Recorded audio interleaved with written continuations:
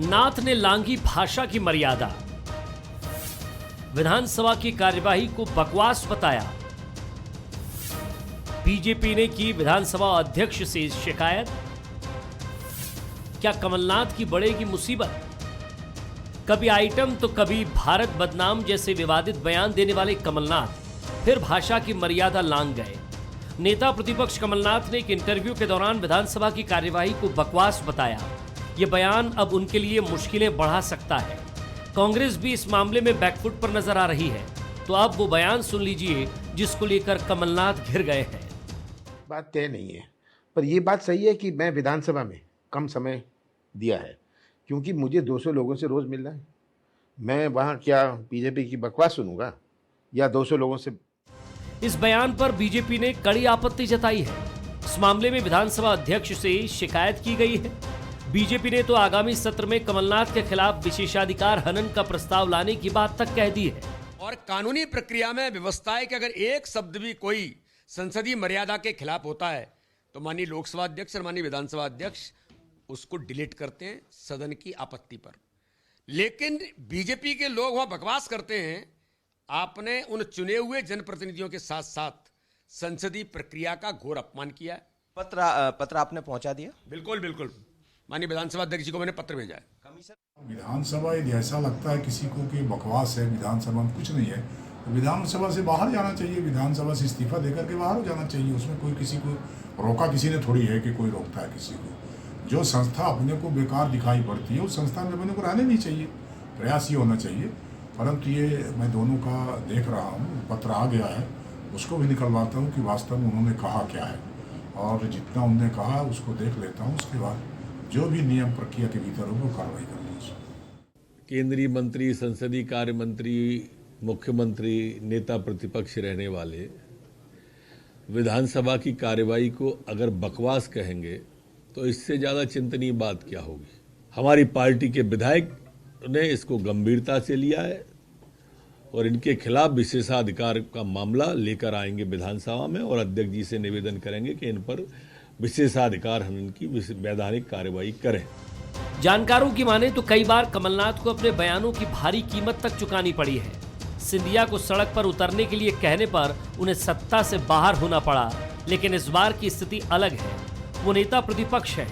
ऐसे में सवाल उठते हैं कि क्या नेता प्रतिपक्ष के तौर पर उन्हें सदन की गरिमा को बनाकर नहीं रखना चाहिए? क्या बीजेपी को घेरने के लिए अनर्गल बयानबाजी जरूरी है? सदन की कार्यवाही को बकवास बताकर नाथ क्या जताना चाहते हैं? भले ही कमलनाथ का राजनीति करने का स्टाइल अलग हो, लेकिन कहीं यह स्टाइल विधानसभा में उन पर उल्टा न पड़ जाए। नमस्कार, मैं हूं शरद द्विवेदी और आज का हमारा मुद्दा है बकवास पर बहस। बहस बकवास नहीं है सर, और होनी भी नहीं चाहिए। और बकवास ये जो शब्द है ये उस बातचीत के लिए प्रयुक्त होता है, इस्तेमाल होता है जिस बातचीत में कोई अर्थ नहीं होता, कोई सार नहीं होता। इसीलिए आप कहते हैं बकवास मत करिए। इसीलिए कहा गया है जब कभी बोलना मुद्दतों सोचना, मुख्तसर बोलना, जरा सा बोलना और खूब सोचना। कभी हम कॉलेज में थे तो एक कोटेशन बहुत ताली पिटवाने वाली याद रहती थी कि अपने विचारों के प्रति सतर्क रहिए क्योंकि वो किसी भी क्षण शब्द बन सकते हैं। और आप और हम में से कौन ऐसा है जो अपने शब्दों की वजह से कभी ना कभी पिटा नहीं है? पिटने का मतलब वो पिटाई नहीं है। आप घर में माता पिता के सामने बोल गए, बड़बोल हो गए आपके, बकवास हो गई आपकी और बात दूसरी तरफ चली गई। फिर आप दाम्पत्य जीवन में प्रवेश करते हैं, पति पत्नी के बीच में नोक झोंक में कोई भी एक जुमला निकल गया और वो बड़ा संवेदनशील था, तो आप देखिए कि उसका क्या परिणाम होता है। दोस्तों के बीच में जिनसे दांत काटी यारी होती है, एक थाली में खाना होता है, उनसे अगर एक जुमला निकल गया, अरे भाई साहब मैंने बहुत किया आपके लिए, क्या बोल गए यार आप। शायद ये वो क्षण होता है जब हम किसी मनोदशा में होते हैं, नाराज होते हैं किसी चीज को लेकर। कमलनाथ जी ने ये जो बात कही, अब वो बीजेपी के प्रति नाराजगी थी, लेकिन मसला सदन का था, वो एक दूसरी दिशा में चला गया। और ये बताता भी है कि लोकतंत्र में राजनीतिक दलों का एक दूसरे के प्रति नजरिया एक शाब्दिक हिंसा की सीमा को बहुत आगे बढ़ता चला जा रहा है, उसको लांघ भी रहा है, बल्कि मुझे कहने में संकोच नहीं है। अगर कमलनाथ जी से चूक होती है और वो चूक करते हैं जो उन्हें बिल्कुल नहीं करनी चाहिए थी, बहुत ही सीजन पॉलिटिशियन है, पार्लियामेंटेरियन, करीब करीब 4 दशकों का उनका इतिहास है, और उनसे अगर ये चूक होती है तो बीजेपी भी तुरंत इसको पकड़ लेती है और रिप्रिमेंड करने के लिए कोई कसर नहीं छोड़ती। कि ये भी कह के छोड़ा जा सकता था कि आपने बड़ी गलती की है, लेकिन ऐसा मत बोलिए, लोकतंत्र का बड़ा मान है और आप एक संवैधानिक पद पर हैं नेता प्रतिपक्ष के। लेकिन आपकी राजनीति तो चूकने की राजनीति है ही नहीं साहब।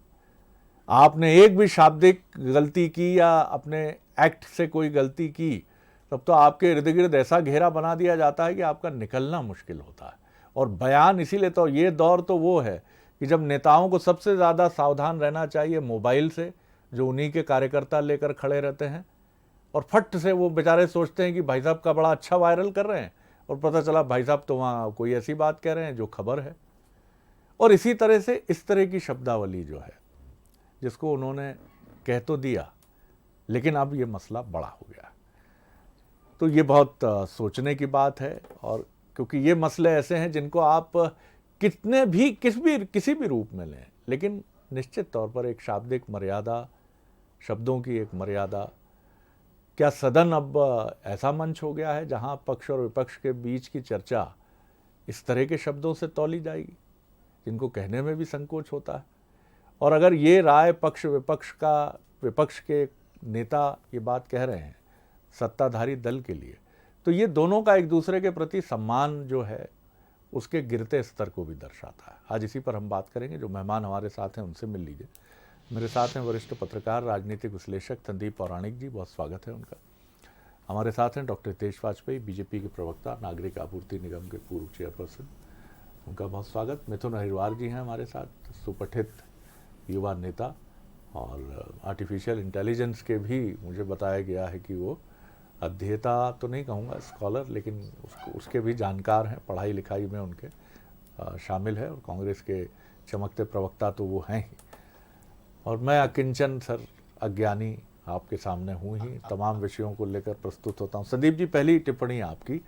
कमलनाथ जी के मुंह से ये बात निकली, और फिर बात भी, अब बकवास जैसा शब्द बीजेपी क्यों छोड़ेगी भला, क्या कहेंगे? शरद जी, सदन कोई भी हो उसे लोकतंत्र का मंदिर कहा जाता है। वाकई में वहाँ मेरा मानना है जो शब्द का प्रयोग किया, बकवास नहीं, वाद विवाद, चर्चा होती है, विमर्श होता है, जहाँ से देश, राज्य और समाज के लिए कुछ निकलता है, नीतियाँ बनती हैं।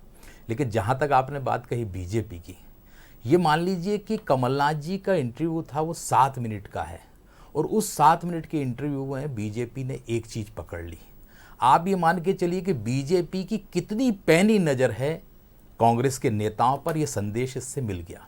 और दूसरी बात यह है कि बयान को लेके काउंटर भी हो सकता था, बयान हो सकता था, लेकिन बीजेपी ने जिस फुर्ती से, या यूं कहें कि आज सुबह प्रदेश अध्यक्ष ने सीधे विधानसभा अध्यक्ष को पत्र लिख दिया, इसका आशय ये है कि ये जो बात है या ये जो बयान है, ये सिर्फ यही नहीं रुकने वाला, ये आने वाले समय में और भी कहानियां गढ़ेगा और राजनीति को गरमाएगा। और कहीं ना कहीं, जैसा आपने कहा, स्वाभाविक सी बात है कि कमलनाथ जी एक मैच्योर पॉलिटिशियन हैं, अनुभवी हैं, लेकिन एक बयान से उलझ तो गए हैं। वही बात हुई जैसे सिंधिया को लेकर उन्होंने कहा था सड़क पर उतर जाएं तो बड़ी कीमत चुकानी पड़ी, इसकी भी अगर बड़ी कीमत चुकानी पड़े तो मेरे को लगा अचरज नहीं होगा। डॉक्टर हितेश वाजपेयी, देखिए साहब, बहुत कुछ तो आप लोगों ने रख दिया है, और ये बात सच है कि कमलनाथ जी ने जिस शब्द का इस्तेमाल सदन के लिए किया है वो बहुत उचित शब्द नहीं है शरद जी। और मेरा मानना ये है कि हमने चुनावी लोकतंत्र को चुना, दुनिया में हमारा लोकतंत्र जाना भी जाता है और माना भी जाता है, और डेमोक्रेसी का सबसे बड़ा इंस्टीट्यूशन दोनों सदन ही हैं, चाहे वो लोकसभा हो या विधानसभाएं हो। दोनों सदनों के सदस्य के रूप में ये सब लोग भाग लेते हैं, फिर उन्हीं में से मुख्यमंत्री, नेता प्रतिपक्ष, विधायक, ये सब फिर पदासीन होते हैं। तो हम सदन की शपथ लेते हैं। हम कह सकते हैं कि हमारे लोकतंत्र की कोख जिससे सरकार विपक्ष सब पैदा होता है वो सब ये सदन ही हैं। तो एक माँ स्वरूप लोकतंत्र की हम मान सकते हैं कि हमारे दोनों सदन हैं। तो अपनी माँ को बकवास कहना तो शायद बहुत उचित नहीं लगता मुझे, और ये भावना सर सभी सदस्यों की होनी चाहिए। मैंने दल का इसीलिए नाम नहीं लिया कि कोई भी सदस्य यदि सदन को अमर्यादित शब्दों से बोलता है तो वो कोई बहुत अच्छा काम नहीं करता। कोई भी व्यक्ति हो सकता है। तो मुझे लगता है इससे बचना चाहिए। रहा सवाल जो आपने बहुत सारी बात रख दी, उसमें एक बॉटम लाइन बहुत अच्छी आपने रखी है। देखिए, अब घटनाक्रम को आप देखिए, आज आपने पीके का भी निर्णय देखा, सभी उधर हार्दिक पटेल को भी आप देख रहे हैं। मध्य प्रदेश की घटनाओं पर यदि आए तो सुबह आपने अरुण यादव जी की घटना को भी देखा, जो सब पोस्चरिंग हो रही है पॉलिटिकल। मैं बहुत डिटेल में नहीं जाना चाहता क्योंकि बहुत राजनीतिक चर्चा हो जाएगी। जब मिथुन जी बोलेंगे तो थोड़ी बहुत कर लूँगा, पर इससे पता लगता है कि उनके मन में एक उथल पुथल चल रही है। और स्वाभाविक है जब वो उथल पुथल जो है वो निराशावादी होती है शरद जी, तब हम ऐसे शब्दों का चयन कर लेते हैं कभी कभी जो अनावश्यक होते हैं, निरर्थक होते हैं। जो आपने कहा कि जब ये विचार जो पीछे, तो आप उल्टा चलिए, आप इस शब्द को पकड़िए, 2 मिनट के लिए भूल जाइए कि वो कमलनाथ जी के हैं। तो कोई व्यक्ति सुलझा हुआ जब सदन को ऐसा बोलता है तो मतलब उसके मस्तिष्क में कितनी उथल पुथल और कितनी नकारात्मकता होगी फिलहाल, वो रिफ्लेक्ट करता है कि कांग्रेस प्रदेश अध्यक्ष के रूप में आप देखिए या नेता प्रतिपक्ष के रूप में देखिए, वो चुनौतियों का ऐसा सामना कर रहे हैं जिसके अधीन शायद वो कभी कभी वैचारिक स्तर पे परास्त भी हो रहे होंगे। वैचारिक में इसलिए बोल रहा हूँ कि राजनीतिक स्तर पे अभी देखना है। तो स्वाभाविक है वैचारिक स्तर पे परास्त हो रहे हैं, थोड़े हताश हैं, थोड़े निराश हैं, और इसीलिए वो उनका कंट्रोल रहता नहीं है।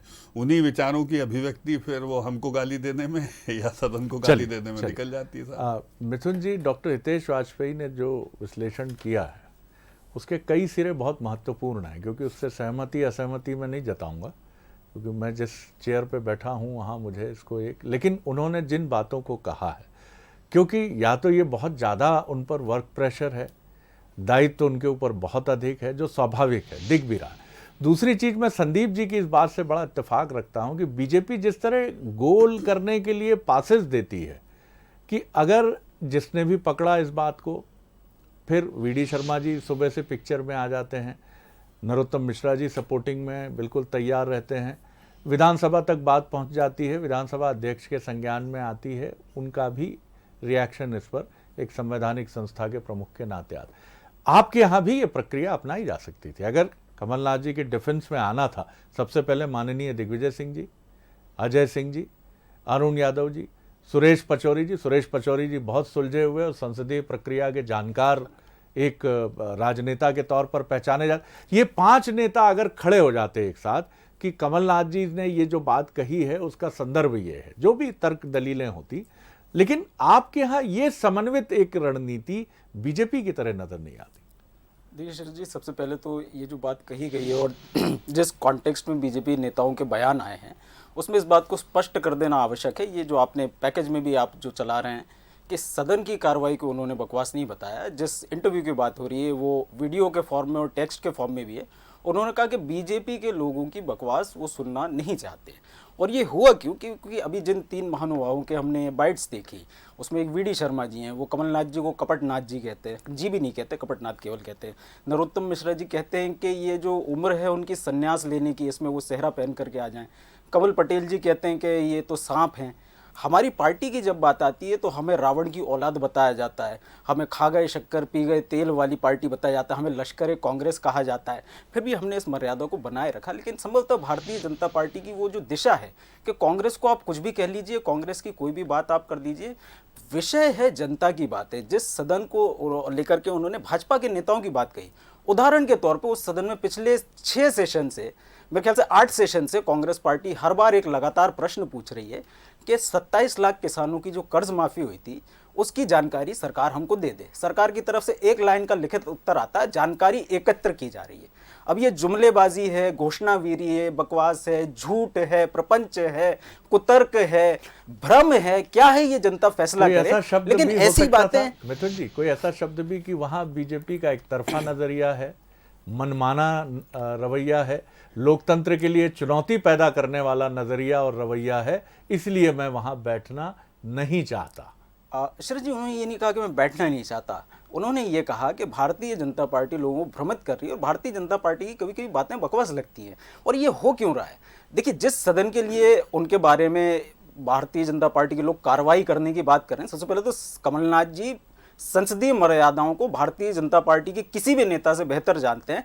इस बात का प्रमाण है कि 31 मई 2014 को जब नरेंद्र मोदी जी की बहुमत से सरकार आई तो उस बहुमत वाली लोकसभा में कमलनाथ जी को प्रोटेम स्पीकर बनाया गया, उनके अंदर सभी सांसदों ने शपथ लिए, तो वो इस बात को अच्छे से जानते हैं। लेकिन भारतीय जनता पार्टी को यदि ये महसूस होता है कि उनके खिलाफ कोई कार्रवाई करनी चाहिए तो एक नॉर्म लाइए। अब वाजपेयी जी क्षमा करेंगे, लेकिन ये तो पब्लिक डोमेन का बयान है। 5 बार के सांसद, 5 बार के विधायक, भारतीय जनता पार्टी के जो नेता वो सब नालायक हैं। क्या ये सदन की अवमानना नहीं है? पी मुरलीधर राव जी पर करेंगे आप लोग कोई कार्रवाई? तो मेरा विचार है कि भारतीय जनता पार्टी के हमारे साथी प्रवक्ता जो हैं बड़े विद्वान हैं, बड़े ज्ञानी हैं, उनकी काफी बातों से मैं सहमत हूं। जो इन्होंने बात कही, सदन की शपथ, लोकतंत्र की कोख, माँ का बकवास कहना गलत है तो माँ को नालायक कहना भी गलत है। सर, हमें बात ये करनी चाहिए कि कमलनाथ जी के ऊपर जो निजी टिप्पणियां करते हैं आप लोग, कमलनाथ, कपटनाथ, बुढ़े हो गए, इस सब की तरफ भी आप लोग ध्यान दें और हम लोग फॉलो कर रहे हैं। नहीं, वो सब भी अनुचित है सर, बिल्कुल। ये नहीं कह सकते कि ये सब उचित है। जी, आप अब 1-2 पन्ने और लिख लीजिएगा, मैं उसके भी जवाब दूंगा, पर बहुत साधारण सी बात मैं बोल दूं। देखिए क्या होता है शरद जी, आप भी ध्यान दीजिएगा, सब बोलते बोलते हम ऐसी चीज़ें बोल जाते हैं जो होती ही नहीं है। जैसे कि हमारे प्रदेश अध्यक्ष, ध्यान से सुनिएगा, विष्णुदत्त शर्मा जी ने पूरे अपने राजनीतिक जीवन में प्रत्यक्ष या अप्रत्यक्ष रूप से कभी कमलनाथ जी को कपटनाथ नहीं कहा। ये कैटेगोरिकली है, बिल्कुल मत कहिए। देखिए मिथुन जी जो है वो तो मान लें अपन, ठीक है ना, मुझ पे बोल दीजिए, हो सकता है मुझसे गलती हुई होगी, लेकिन उनने नहीं कहा, ये ध्यान रखिए। तो हम क्यों कटुता बढ़ाएं? एक बात। दूसरी बात मैं आपको याद दिला दूं शरद जी, आप भी उस टीम के साथ बैठते हैं जब हम कैंपेन डिज़ाइन करते हैं, तो आपको लगा कि जब शब्द हमने बंटाधार दिया तब हमारे पास क्या अपशब्दों का कोई दरिद्रता थी क्या? या हमने जब कैंपेन प्लान किया 2018 का मिथुन भाई, तो क्या अपशब्दों की कोई हमारे पास दरिद्रता? हम नहीं चुनते ऐसे सब। तीसरी बात मैं आपको बहुत ईमानदारी से बता दूं, इनडिफेंसिबल को डिफेंड मत करिए। एक बार कह दीजिए, नहीं सदन को नहीं कहना। और कोई ये नहीं कह रहा कि कार्रवाई कर दो। हर व्यक्ति किसके पास गया शरद जी? विधानसभा अध्यक्ष जी के पास। उन्होंने आपकी बाइट में क्या कहा? मैं बुलाकर देखूंगा। यदि ये बात सच है तो बात सबके सामने है, कोई उसमें बुराई नहीं है। लेकिन यदि ये बात नहीं है तो इस बात को कह दो जो आपने भी अनुरोध किया कि भाई ऐसा संदर्भ नहीं था, ऐसा नहीं कहा गया, बात खत्म हो जाती है। लेकिन हम उसको डिफेंड करते जाएं कि नहीं हमने इसलिए बकवास कहा क्योंकि 27 लाख का वहाँ पर बताया नहीं, हमने इसलिए बकवास कहा। भाई विपक्ष का काम तो सवाल पूछना है ही शरद जी, और उसके जवाब देना, उससे संतुष्ट होना असंतुष्ट होना, ये विपक्ष का अधिकार है। लेकिन बार बार ये कह देना कि ये सब बकवास, ये तो ठीक नहीं है ना सर। बोलिए। तो मुझे ऐसा लगता है, सबसे पहली बात तथ्यात्मक बात करते हैं सर। आपने कहा आपकी सरकार के पास बिल्कुल कहा कमलनाथ जी ने कब कहा कि ये सदन जो है बकवास है? देखिए यहाँ पर इन्होंने, देखिए अपनी बात कह लूं वाजपेयी साहब, नहीं आपने गलत कहा, इसको बोलिए। बिल्कुल नहीं कहा। हमारे प्रदेश कमलनाथ जी को गलत कहा आपने? मिथुन जी कहा, किस मंच पर कहा, उसका क्या प्रमाण है? नहीं, प्रमाण इस बात का क्या है कि उन्होंने संसद को बोल दिया। ये फिर हम विषय से हटेंगे, हमारे पास बाइटें हैं, विषय से हटेंगे। कई बार आपके सामने डिबेट की है सर, पहली बात। दूसरी बात वाजपेयी साहब, मुझे लगता है कि अच्छा एक बात बताइए, रामेश्वर शर्मा जी ने रावण को कांग्रेसियों को रावण की औलाद कहा कि नहीं? मैं अच्छी बात कह रहा हूं। रामेश्वर शर्मा जी ने कांग्रेसियों को रावण की औलाद कहा कि नहीं? बोल लीजिए ये कुछ अच्छी बात कह रहे हैं मिथुन जी। चलिए बिल्कुल आपकी तरफ आ रहा हूँ ना, मैं आपकी तरफ आ रहा हूँ जी। आप हमारी 20 कमलनाथ जी को कपटनाथ आपकी सरकार के नेता। मिथुन जी कोई जीत हार नहीं है, तय मानिए, कोई जीत हार नहीं। मैं फिर कह रहा हूँ, अरे हम आगे बढ़ा लेंगे समय। एग्जैक्टली मैं 20 मिनट की बातचीत में केवल एक चीज पे ऑब्जेक्ट कर रहा हूं मिथुन जी, ध्यान से सुनिए सर।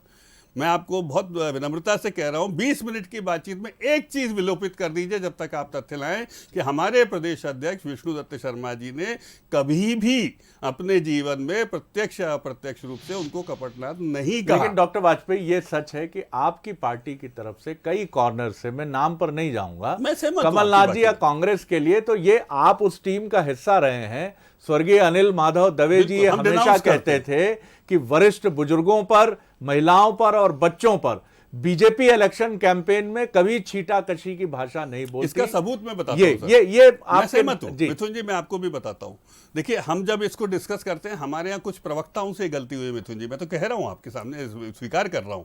आपको मैं आज जानकारी दे रहा हूं कि हमारे प्रदेश अध्यक्ष ने उनको 3 दिन के लिए, 5 दिन के लिए, 7 दिन के लिए, आपको पता है शरद जी, उन्होंने मीडिया से ऑफ एयर किया है। मिथुन जी बहुत ध्यान से ये सुनना। बड़ी बात है। अगर ये मैं आज बिल्कुल बहुत बड़ा मैं आप खुलासा कह कर रहे रहा हैं हूं तो मैं मैं आपके इसको सामने। तथ्यपरक मानता मैं हूं केवल और ये इतना बड़ी कह रहा बात हूं, है। हम दोनों नहीं करेंगे, चलो इतना ही मान लेते बीच चलिए में। मिथुन जी, अब आपके पास पूरा मौका है। भारतीय जनता जी। पार्टी बड़ी अनुशासित पार्टी है।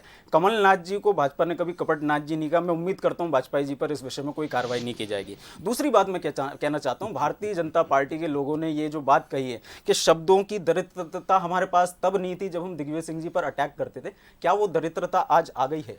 कांग्रेसी रावण की औलाद हैं, कांग्रेसी लश्कर है। ये बयान भी आप ही के हैं साहब। कपटनाथ आपने बोला है। वाजपेयी साहब सुन लीजिए। दूसरी बात, अब हम टेक्निकल मुद्दे पर आ जाते हैं। आगे अब हम और आगे टेक्निकल मुद्दे पर आ जाते हैं। इसमें मत देखिए, अटके हम। विधानसभा के अध्यक्ष साहब ने क्या कहा? उन्होंने इस बयान को आपत्तिजनक प्रमाणित नहीं किया। उन्होंने कहा अब हम विशेषज्ञों की राय लेंगे। मतलब वो जो बयान उनका ऐसा है कि विधानसभा के अध्यक्ष भी नहीं कह सकते हैं कि विलोपित करने लायक बयान है। अब वो विशेषज्ञों की राय लेंगे कि कमलनाथ जी 9 बार के सांसद है, उन्होंने कोई बात की है तो विशेषज्ञों की राय लेनी पड़ेगी कि ये बयान गरिमा के अनुरूप है कि नहीं। तीसरी बात, हमने ये कहा, अभी वाजपेयी साहब ने ये कहा कि 27 लाख किसानों की बात उसको बकवास बना दी। मैं आपसे निवेदन करना चाहता हूं सर, पूरा प्रदेश आपको देख रहा है, राष्ट्रीय स्तर पर चैनल देखा जाता है, वो बात बकवास नहीं है ना? 27 लाख का कर्जा हमने माफ किया है ना, स्वीकार कर लीजिए। हम तो यही कह रहे हैं ना, विषयों मुद्दों की बात करिए, सच कहिए, झूठ मानिए, बकवास नहीं है। मैं आपको कह देता हूं, झूठ है, जुमला है, भ्रम है, प्रपंच है, उसकी मैं बात कर रहा हूं। मेरी बात सुन लो शरद जी। विधानसभा अध्यक्ष जी ने आपके चैनल पे, आप फिर चलाइएगा, उन्होंने कहा इनका पत्र मुझे प्राप्त हुआ है, मैं बुलवाकर इसकी, यही तो करेंगे ना विधानसभा, अच्छी विशेषज्ञों बात से है। चर्चा करेंगे। हाँ, तो और जो किससे करेंगे? जानते हैं कि इस बात को क्या कहना चाहिए। कमलनाथ जी ने गलत अभी कहा ये नहीं। डिफेंड कर रहे मुझे हैं। लगता है, हमारे मिथुन जी, अध्यक्ष सुनिए, साहब नहीं अभी decide कर पा रहे भी defend कर मुझे रहे लगता है कि विधानसभा और अध्यक्ष क्या मध्य करेंगे? प्रदेश की परंपरा, Exactly. कमलनाथ जी, खुद मुख्यमंत्री शिवराज सिंह चौहान, कोई भी इसमें हल्के वजन का व्यक्ति नहीं है सर, बिल्कुल ठीक। कि जिसने कोई ऐसी टीका टिप्पणी कर दी है। देखिए, हम बात कर रहे हैं कि सिर्फ एक कदम उठा था गलत राह शौक में, मंजिल तमाम, ये राजनीति है सर, मंजिल तमाम उम्र मुझे ढूंढती रही। इमरती देवी जी के लिए एक जुमला निकल जाता है। हम सब समझते हैं कि कमलनाथ जी जिस कद पर हैं, शिवराज जी जिस कद पर हैं, मोदी जी जिस लेवल पे हैं, अमित शाह जी जिस लेवल पर हैं, आपको बहुत सावधान रहना है, क्योंकि आपके एक एक एक्ट पर, आपके चलने पर, आपके वस्त्रों पर, आपके मिलने जुलने पर निगाहें हैं। संदीप जी, मैं इसी पर आ रहा हूं कि ये चीज नहीं होनी चाहिए। ये बिल्कुल डॉक्टर वाजपेयी के मैं उस सिरे को फिर मैं उद्धृत करूंगा, कोट करूंगा कि ये बहुत ज्यादा प्रेशर है कमलनाथ जी पर।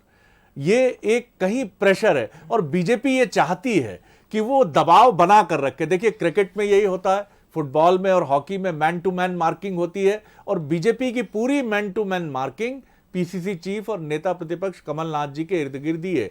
मतलब सुबह होती है और बयानों की झड़ी कमलनाथ जी को लेकर शुरू हो जाती है। मुझे कहने में संकोच नहीं है, doctor Hitesh Vajpayee social media में एक बड़ा मोर्चा खोलकर बैठते हैं। ये राजनीति है, आप इसको ये नहीं कह सकते ये नहीं होना चाहिए, लेकिन इसका काउंटर जो होना चाहिए वो मैंने जो मिथुन जी से भी कहा कि आपके 5 बड़े नेताओं का इस पर एक भी बयान मुझे अभी तक नजर नहीं आता। क्यों?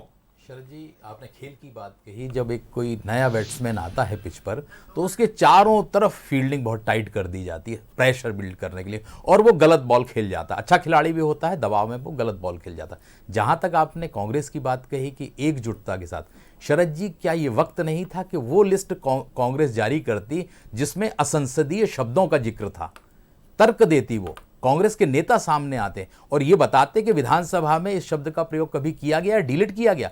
वहां कांग्रेस चूक कर गई। मुझे लगता है कि कमलनाथ जी इस मामले में दबाव में तो हैं ही, साथ में अकेले भी पड़ गए हैं।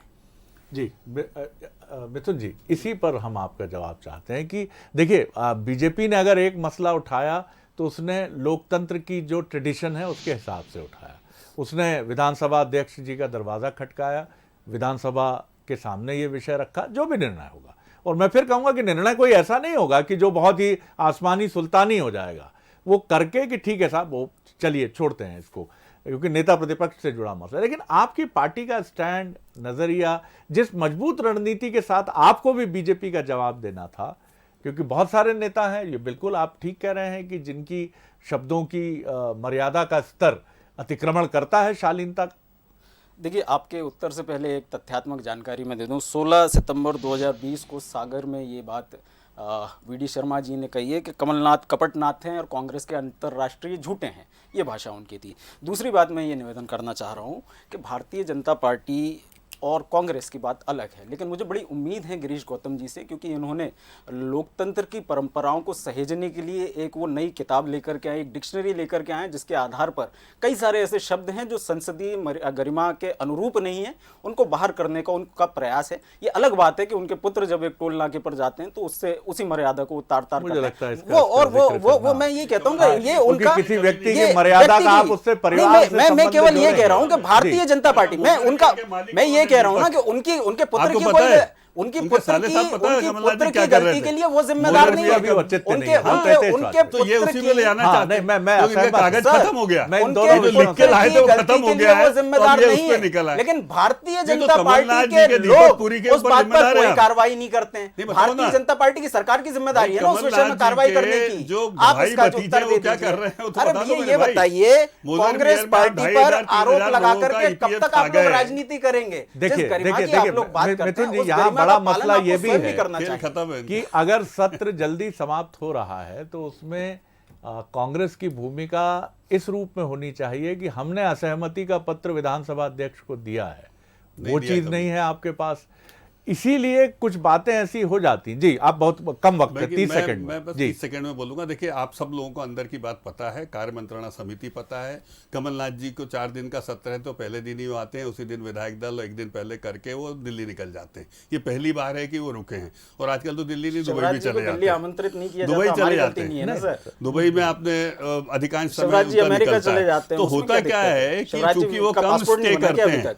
मिथुन भाई देखो, आपको यही करना है, करते रहो, मैं चुप रहा हूं। आपने कोई असर, मैं तो जवाब बोल रहा हूं जी। आज आपने बहुत अच्छे से बात की है, बहुत मुझे लगता है ये डिबेट याद रखेंगे जो देखने वाले हैं। ये डिबेट बहुत मुझे लगता है कि मुझे बहुत अपेक्षा थी, माफ कीजिएगा, कि हम कई सीमाएं लांघेंगे, लेकिन आप दोनों ने बहुत संयम का परिचय दिया। फिर मैं आपकी उसी ओपनिंग पे आऊंगा कि आज आपका टॉपिक ही इसी बात को लेकर है, और मैं फिर निवेदन कर दूं, हम सब इसमें एकमत हो जाएं। कमलनाथ जी से गलतियां होती आई हैं, जैसे सिंधिया जी को लेकर उन्होंने गुस्से में कुछ कह दिया था, तो स्वाभाविक है जब गुस्से को में उन्होंने कहा था, दिग्विजय सिंह को बोल दिया था कि yes you have to ask me. आप सोचिए वहां पर बैठ के कि नहीं आपको मेरे थ्रू जाना पड़ेगा, तो ये कमलनाथ जी से होता है। लेकिन जैसा पुराणिक साहब कह रहे थे, कम होगा तो बेहतर है। उमा भारती जी को अलग चलिए, मुझे लगता है कि सबसे महत्वपूर्ण बात यह है कि गलतियां होती हैं, लेकिन गलतियों को हिट विकेट हो जाएगा, गलतियों को स्वीकार करने वाला बड़ा हो जाता है। दुर्भाग्य से हम राजनीति में गलतियों को एडमिट करने का मतलब ये मान लेते हैं कि हमारे कुछ हजार वोट या हम ऐसे पीछे हो जाएंगे कि हम डिफेंसिव हो गए। सर, ऐसी चीजें बिल्कुल भी नहीं हैं। आप अगर पीछे चलेंगे, दोनों ही पार्टियां अपने ग्लोरियस अतीत को देखेंगी तो वो पाएंगी कि ऐसे नेताओं की श्रृंखला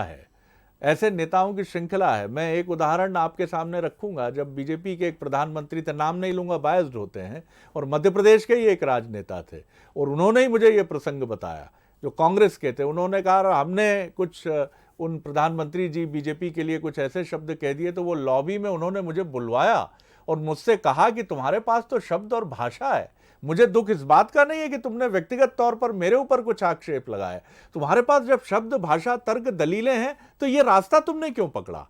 ये चीजें मत छोड़िए। बिल्कुल, देखिए क्या रिश्ता उनका कि नहीं, अंडर अचीवर नहीं बोलूंगा। शिवराज जी ने कहा, मैं बिल्कुल नहीं कहूंगा। प्रधानमंत्री किसी दल का नहीं, देश का होता है। इन्हीं मुद्दों की तरफ चलना है, और कमलनाथ जी पर वर्क प्रेशर बहुत है सर।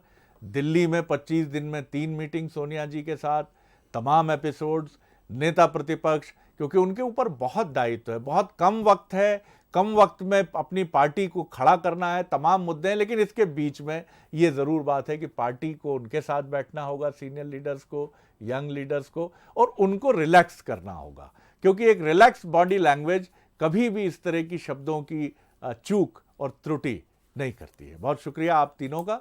आगे देखिए छत्तीसगढ़ आज का मुद्दा, सियासत की कोल एक्सप्रेस। नमस्कार।